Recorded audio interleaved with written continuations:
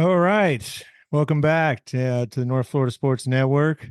I have the pleasure to be joined by Keith Hadley from Fangs Up Podcast. Keith, what's up, man? Welcome to the North Florida Sports Network. Oh man, all is well, good brother.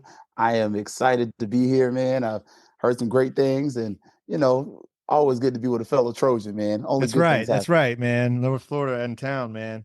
Um, Keith been covering FAMU for a few years now, and he was up in Atlanta for the Celebration Bowl, where FAMU brought back the HBCU National Championship 30-26. It didn't, it was start the game. Let's talk about the game. The game started not the way FAMU wanted it, though, did it, man? 14-0 in the first quarter, man. Yeah, What no. was going through your head? What is Moussa doing? Yeah. What is Moussa doing? What is his offensive line doing? And just kind of, is this a microcosm of what we've seen all season from this team? Like, this has been a team that they create their own adversity, and they just kind of work the way back through it, but they're going to always kind of get on your nerves at the beginning. Like, we've been that one child that's just doesn't know how to act right, that can't get it together, and then you got to chastise them at halftime. It's been that team where they've been the quintessential second half team, and you really hate to say that about a team, but they've been Right. that, and they are what they are.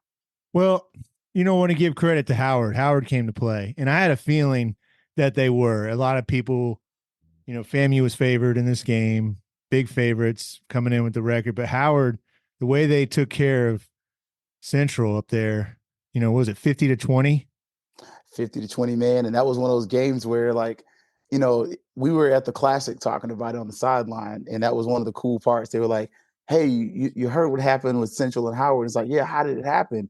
And some of the guys were like, well, supposedly a flu bug went through Central and they weren't feeling their best, whatever. And it's like, well, whatever happened, Howard executed and took advantage of it. It really, and it completely changed it. Like, it was the Celebration Bowl that nobody expected.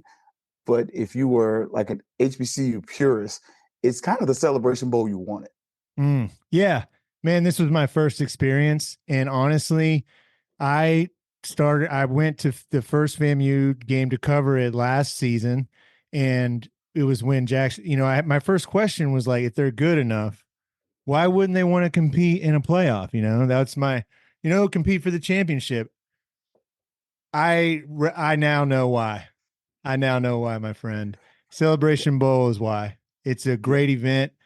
Why? And we talked to the SWAC commissioner. He kind of let us know too what was going on with that. Why would you want to go play in a tournament where you're not even allowed to host, right? Because of some requirement, or then you have to pay to go far away to play in a game that's not going to be fair based on what you did in the regular season. Yeah. So, And then or you it can was go to crazy. Atlanta in Mercedes-Benz Stadium and get the whole treatment. And I saw the look on the player's face before the game, and I think I have my answer right there. Yeah. And it's just, and FAMU's hosted playoff games before. So it's kind of different. It's that, I guess that when you've gotten older and become that next generation, and it's weird to think of yourself like that, but I'm a part of that generation that did experience playoff games at FAMU. And then you go to the Celebration Bowl and you're like, oh, this is different. Like, playoff games at FAMU were fun, but to Right. kind of see last year the process and how the city of Tallahassee contributed, to their credit. They tried to help, get FAMU to host the playoff game. Yeah. It didn't come to fruition, but you started to see, like, yo, the Celebration Bowl was nice, and definitely an event I highly suggest individuals go to. If you haven't been, or it's definitely worth the while. And especially in nowadays with the bowls, if you're not in the playoff in the FBS, these guys aren't really playing in the bowl game. And to see what it meant to the fan bases, what it meant to the players, I fell in love with it as just a fan of college football. I understood it, and man, it's something to be proud of. It's something to play for.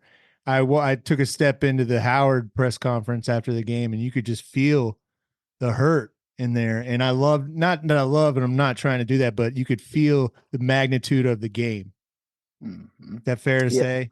No, it's definitely fair, and man, it's true. Like I had to leave early because it was just how they did some of the stuff.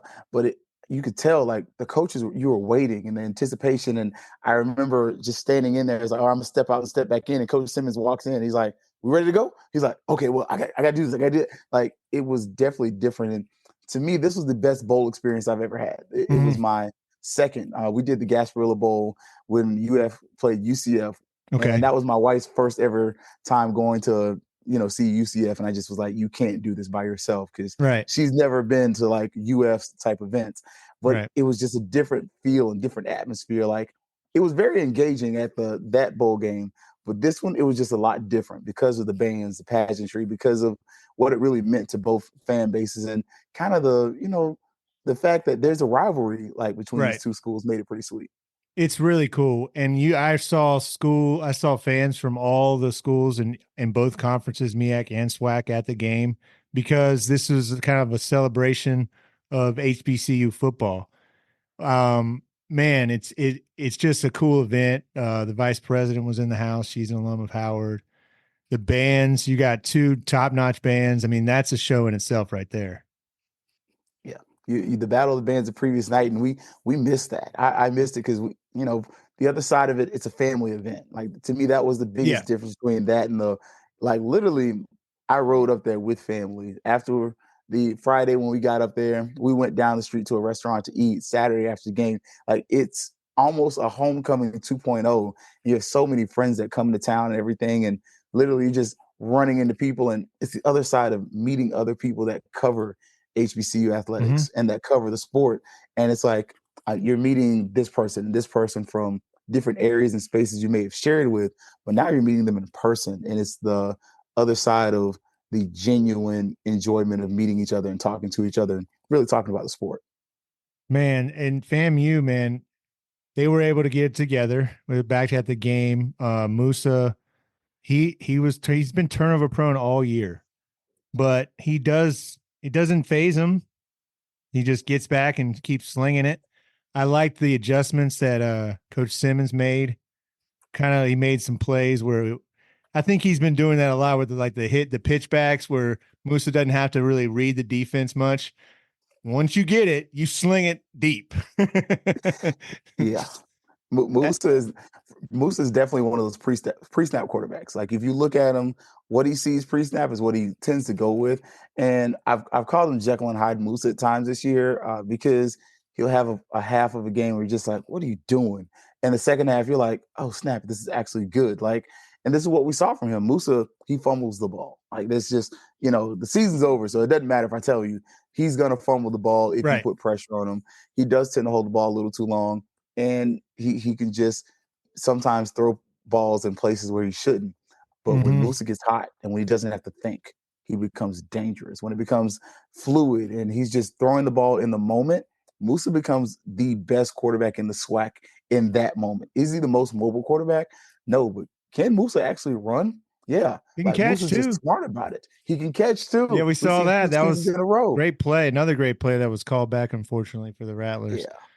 Yeah. Um, but it's also easier when you are turning the ball over when you can turn to a defense like FAMU has put together this year, a special unit led by Majors, who, man, this guy's all over the field, man. I mean, Isaiah, everywhere. huge. And Isaiah Majors, number 0. transfer. Yeah, transfer. Where'd he come from? Arkansas. Independence Community College. Oh So yeah, that's where he's they did originally Hard from Knocks, Oklahoma. right? Yeah, I believe he was on that Hard Knocks season with Jermaine Johnson from Florida State. Wow. So that's I believe he could be on there. I may be misspeaking, but he did He come from looked Independence. he shined. He shined throughout on the game. Do you think he'll be playing at the next level? I think so. I think he's 6'1", 230 pounds, maybe closer to 6 feet. But I think because he's able to fly around the field, he's going to be a guy that at least makes a practice squad. Do I think he's Mhm. going to be the next Marquise Bell? Not necessarily, but the Right. fact he's averaging about 10 tackles per game, something crazy like that. And he also won SWAC Player of the Year, in my opinion, largely because of the amount of turnovers he got. I mean, major returns at interception for a touchdown. He had a fumble recovery in the Florida Classic. So him making big plays at big Impact. times, their impact plays at the right moment. And I feel like if you are he's one of those guys, and I'm not a Patriots fan, but if you're a New England Patriots fan and a Bill Belichick fan, he is a Bill Belichick type of guy Right. who reminds you of some of those, like, okay, Teddy type guys, Teddy Bruschi guy. Yeah. I think Major's that kind of guy. I think he can play at the next level. You see Dankwa on Howard, man. I mean, he's so big. He's definitely That's number playing at the 77, Huh? 6'8", 300 and like 30 some Yeah, pounds. 6'8", 370 from Canada. Yeah. And I'm like, I'm telling my friends about it, my family, like, how did you get to Howard? I'm like, I have no idea. And he literally, you saw where that left side of the line, there's no penetration you're getting from there. And that's part of, kind of, as you mentioned Right. earlier in the game, FAMU does go down 14-0, but largely the pass rush just wasn't able to quite get to Howard's quarterback yet. Howard does, and they're stubborn. Like, one of the things about Howard, their offense is just stubborn. They're going to run the ball. That's what they do. And even when you're like kind of looking at the tail of the tape for the game, you're going to look and notice. And as you mentioned, FAMU's offense is imaginative. Willie is doing flea flickers. He's doing double pass. Willie said coming into the game in the SWAC, and not in the SWAC pre-call, but in the post-SWAC championship game, hey, we're going to Celebration Bowl, the playbook's open. Whatever's in there, I'm throwing it at you. And we're all sitting there at the bottom of the Lawson Center in the press conference. I'm like, all right, Willie. And you saw that, like, you're running double passes. You're seeing where you run a freaking reverse to Leland Willoy on a 2-point conversion. Like, just stuff that Willie just doesn't normally do. He just pulled out of his pocket. Speaking of 2-point conversions, how surprised were you when Howard did not go for one after the pick six? Oh man, I was a little shocked. I mean, going back and watching the broadcast, it was like Jay Walker's like, "Why didn't you go for two?" And I'm like, yeah, okay, yeah. I mean, I was saying that right away, and then too conservative, bro. I guess it was just in the heat of the moment, and you don't have anything prepared. But now I think it's just too conservative. Like, I think it's five. They're in the fourth quarter. It's fourth quarter. I was like, dude, you're gonna go down. You could lose the field goal by 1 point. And I don't think he trusts his quarterback at that point. And you start to see where I don't think the quarterback trusted himself. He was seeing ghosts, man. The dark cloud, just seeing him just pop out of anywhere. They held him 0 touchdowns, 3 interceptions on the game. He didn't get anything going. Barely 100 yards. I mean, honestly, and when I looked at the game pre-game going into this, I really thought their success would be being able to run really play action and then read option. FAMU has really struggled when teams have run that not so much of a read option play, but it's a halfback dive out of the shotgun formation where the running back runs between the guards and the center. And you've seen where that's really caused problems, partially because FAMU runs a 4-down lineman with the 2 linebackers in the middle. And one of the linebackers normally drops in coverage, one of them blitzes. So all of a sudden, it's literally 5-on-5, but one of those 5 is 220 pounds, 230 going against a 300-pound man. Right. Obviously, size on size, that don't match. And so I was surprised that Howard did not take advantage of that more often, where they did run that play, but they didn't run that play into a read option for the quarterback. Yeah. Honestly, if Moussa didn't have a couple just boneheaded interceptions, just to be frank, FAMU dominates this game. They did. If you looked at the numbers, if you kind of watched it, they looked that deep. That offense couldn't do anything. After at beginning, they got the running game going a little bit. When they had short fields, they started both. The first 2 drives for Howard were on the 27 of FAMU, and then the 37 on the next drive. So that was after that, it was pretty much lights out. Yeah, it's over. Like I said, Moussa has 4 turnovers. You get a safety, a fumble, and 2 picks. Right. Now, the last pick wasn't really fully on Moussa. Right. The tight end doesn't really do a great job of blocking, but at the same point, I'm not great. Don't throw it. Right. Like, why don't you just check out of the play? Like, when you're looking at the play, Howard's running what looks like a base 4-3. They have what really is a 1-high safety, but they really have 3 guys over the top. But the left side of the field is wide open. If you go back and look there, man, that if Moussa audibles that play to where the receiver runs a route and the halfback runs in the flat, you can get something out of that. Like, there were some opportunities for that play to turn into something where you just ignore the right side of the ball because the corner's on the line of scrimmage on the play. Yeah. All right. So Celebration Bowl champions, HBCU National champions. Let's talk about the offensive MVP from right here in Rickards, right? Coming back, transferring back home, has a game of the ages for him out of nowhere. Let's see what we got, man. I'm sorry, I'm not thinking of his name real here. I got to Kelvin Dean. Oh, Kelvin Dean, yeah. Yeah, Kelvin man. Dean, And number 9. it's crazy though. Coach Simmons talked about it this morning in the show. He's and not the show, but in his morning, end of the season wrap up. And he's like, Kelvin Dean, like we're talking about all the stuff. He fumbles at the beginning of the game. Right. And Yeah. and Simmons goes, normally when you fumble, you're out of the game. So Yeah. when Kelvin comes back, he's like, I don't know if I'm going to get to play again because and all of a sudden you go from fumbling and Right. really giving Howard a chance to make some plays to you become the catalyst for the victory. Kind of shows kind of what this team's about. Yeah. They come out, they stub their toe and they go get it fixed and come out 3 catches, 87 yards, 2 touchdowns for Kelvin Dean on the night. And the unsung heroes, it's really Tallahassee laden. I mean, you could look at Kelvin Dean, but don't forget about, Kamari Young blows a block, but Kamari Young, Godby High School, I believe, tight end, makes a big catch there. And you see another North Florida representative in Terrell Jennings. Terrell Jennings had a really good running game, you know, so you start look at Riley, like another guy, Tallahassee native, like you start seeing like, we got a lot of Tallahassee. They didn't want Riley to beat him. They had him. There was one deep play where they had him. They just missed on the timing there. But Shareed was there. Jamar Shareed. He's been explosive all year. He had the go ahead touchdown late. Yeah, transfer to Texas State. Yeah. So FAMU is hitting up the transfer portal. What about who's leaving this roster? First off, that's notable here that fans want to know. Moussa for sure. I mean, if you're a Rattler fan, it's Moussa, but you do have a quarterback coming in. But going back to the call this morning, Coach Simmons, he made it very abundantly clear. We're going to be hitting the quarterback looking for the transfer portal, looking for a quarterback. Junior Muratovic is the incumbent, but Junior's been kind of hit or miss, and his ability to read the field can be in question. But you have a quarterback room filled. You have Boney, you have you got Fisher in there too if you want to count him, but you got a quarterback room filled. But the street committee is saying Andrew Body is a potential guy.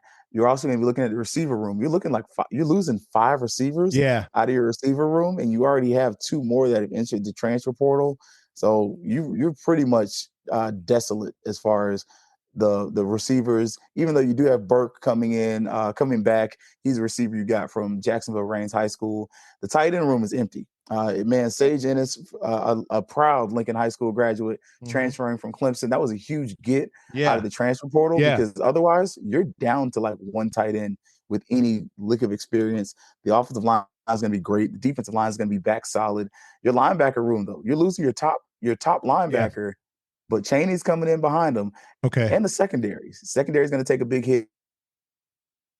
The other big question is, do you get Kendall Bowler back? Kendall Bowler, 6-foot corner, Ocoee High School. Literally, I ride my bike to the school he graduated from.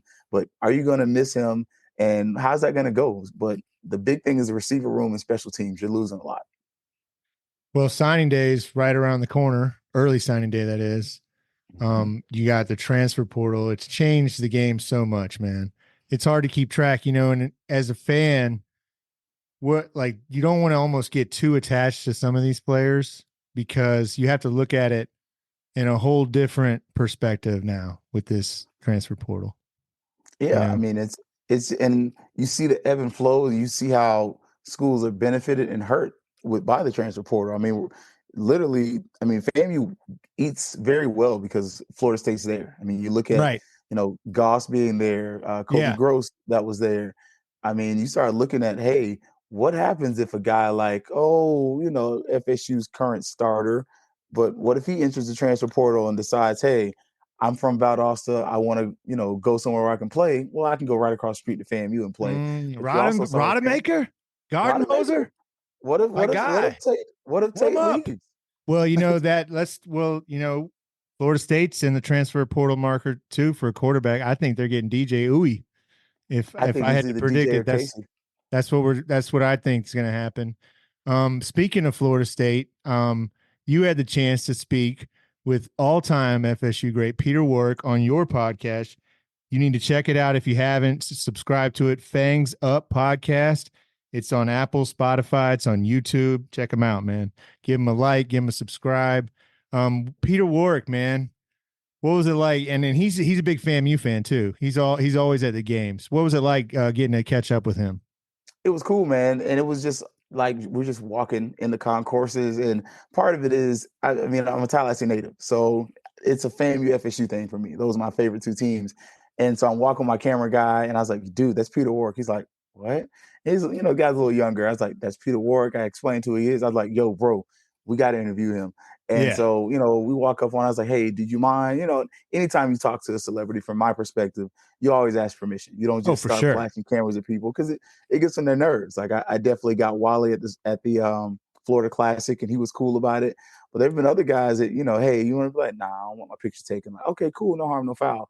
But he Yeah, was like, man, I would love to. And it was just really cool. And, I got to get some jokes in there. Like, and even some, I was like, hey, Pete, I introduced him, Peter Warwick, Florida State football player, should have won the Heisman Trophy. He got robbed. He was like, and did I stand on that? Like, and he actually, leaned into it. And it was just really I mean cool and organic.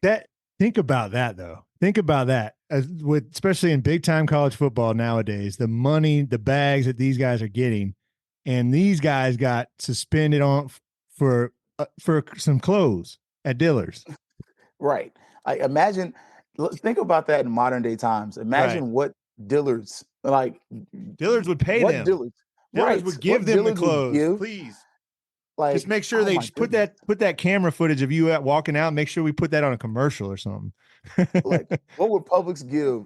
I mean, it's Publix, but still, what would Publix give to have Jameis come in there and like do a seafood commercial? That yeah, right. I mean the game has changed so much, man.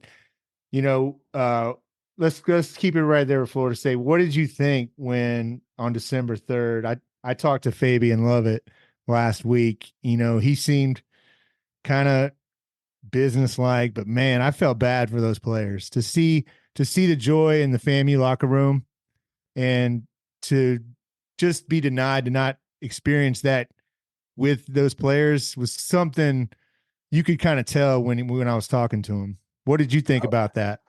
I was upset. I mean, just as a fan, and I can separate some of my fandom just because of some of what I'm blessed to be able to do. But I was upset. I really felt like, what's the point of them playing this regular season, having a perfect season, if they're not going to get some type of benefit from it? But I also felt like it devalued the Atlantic Coast Conference. And Yeah, I felt like, it honestly, my opinion has been that Florida State's eventually going to leave this conference for the Big Ten. yeah, But I feel like this devalues the ACC to the point that you have now given Florida State the ammunition to say, why the heck are we here?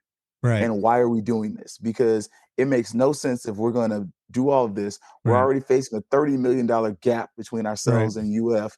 Now UCF is caught up to us as far as making funds. What's the point of being in this conference and being a Power Five, now Power Four school, when you can go perfect in the Mm-hmm. elite conference and Yeah. then get It, snubbed? I mean, it was, I mean, there's fans, you're never going to get over it. They're never going to remember it. I asked him, cause he could have gone NFL last year. And I asked him if he could, if he knew what he knew now, would he come back? And he went back and said no, because of the brotherhoods and the bond that he formed. And that's what stood out to me is there's multiple ways you can win a game. And football is the ultimate team game. We saw the Celebration Bowl where the quarterback almost lost the game.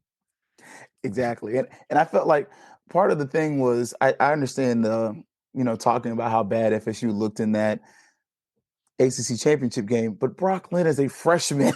Right. He's a true freshman. Right. Take Roadmaker. Let's keep it a buck. He's Yeah. a better passer Right. than Jordan.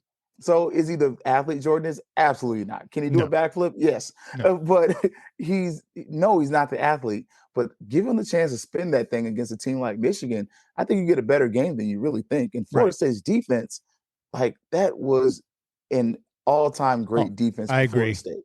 I agree. It was And it was yeah, 5 years that the Coach Brom had been held under 200 yards. I mean, you don't hold offensive guys like that under like yardage marks. He didn't have nothing. That defense played inspired football because of what was required, which comes back to my point. It's not fair to judge a team on one player. It was bound to happen though. FSU fans got to know 10 years ago they went undefeated with the Heisman Trophy winner and didn't look pretty enough. They were put number 3 instead of number 1. And you go out across the country, as opposed to staying here. But Fangs Up Podcast, Apple, Spotify, YouTube. What are you looking forward to for this season in the basketball for the Rattlers? Oh man, basketball season. Honestly, I'm not hit you looking with for that a one. lot. I'm looking for some just competitive growth. But I'm really as a fan, I hide my concern. But I'm concerned for the state of basketball, men's basketball in the city of Tallahassee. Yeah. We see where both Florida State just lost to SMU. Like, Yeah. how No. that should never happen. Right. And I think that's where you're going to see the gap as far as the conference money distribution is going to be in the second tier sports like basketball, baseball. You got schools like LSU like forking over money for pitchers.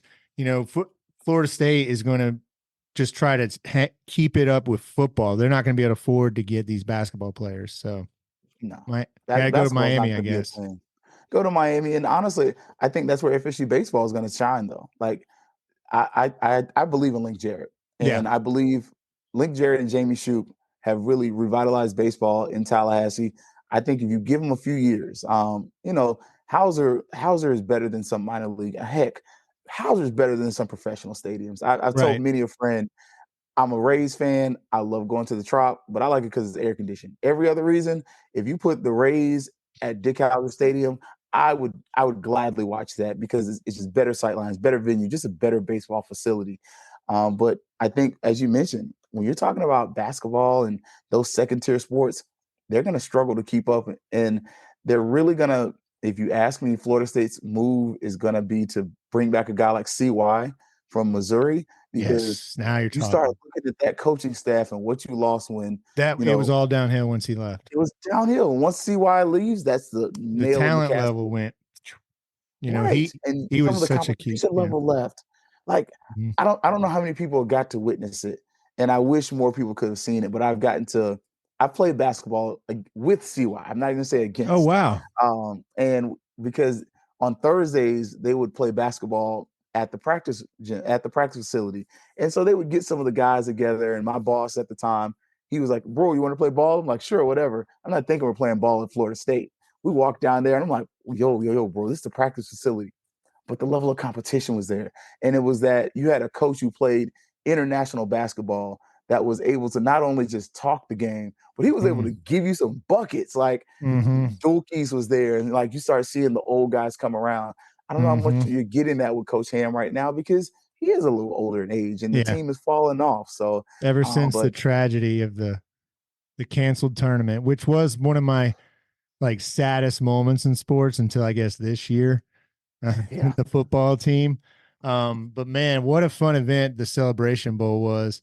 What a great season for FAMU. Where does this team rank in all time FAMU lore here?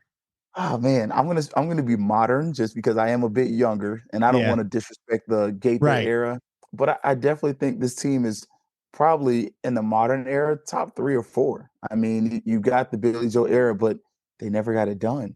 Like, Yeah. you have Patrick Bonner and Quinn Gray and all these amazing quarterbacks and all these, Jaquay Nunnally breaks Jerry Rice's record, but they never got it done. And so I think this is why, I'm hesitant to say they're number one because there's so many things, as you mentioned, that FAMU has not put together a complete game this season, where those teams put together complete games, Right. where I think they're top 2 or 3. And it's crazy. The season ends where it's starting next year. First game of the season, August 24th, Atlanta, same city, different stadium, but it's going to be interesting. And you're still going the MEAC SWAC type challenge. So it's going to be good times and good vibes. Look, if you're going up there for that event, go get a box because it'll be like hot, but it's pretty cool. I think this is one of the best teams, and Okay. we're going to remember this real well. Man, I'm never gonna forget it. What an event it was. Keith, I want to thank you for coming on again. Check out Keith's podcast, Fangs Up Podcast, Apple, Spotify, YouTube. Keith, let's do it again sometime. All right. Absolutely, man. I'm only a call away. All right, Keith. We'll talk to you next time then. Yes, sir. All right. Take care. We had to go. Our ride was here. We got a shuttle to our